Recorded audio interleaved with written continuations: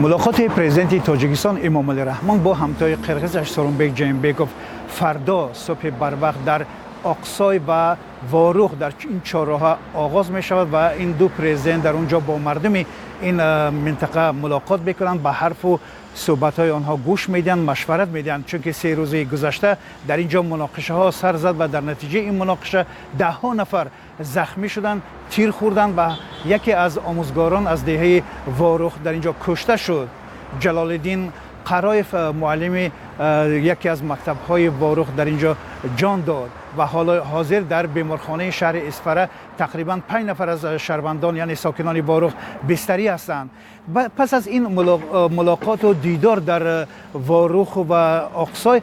پرزیدنت های هر دو کشور برمیگردند میآیند به مرکز شهر اسفره و در اینجا ملاقات رسمی آنها آغاز شده تا ساعت 3 روز جمعه ادامه خواهد کرد. در این ملاقات آنها به موضوعهای مهمی که خصوصا این مسئله که 3 روز در اینجا رخ داد و مردم هر دو طرف بیشتر نگران بودند این مسئله را بررسی میکنند و مسئله دیگری که پرزیدنت های هر دو کشور بررسی خواهند کرد مسئله مرز در تشخیص و علامت گذاری مرز هر دو کشور است، خصوصا در مسئله قطعه های بحثی که طی چند سال اخیر این ادامه دارد و کمیسیون بین دولتی برای حل آنها عاجزی کشیده ایستاده است. پرزیدنت هر دو کشور سر این مسئله گفتگو خواهند کرد. طوری در صحبت با ما ساکنان واروخ گفتن این یکی از شانس‌های مهمی هست که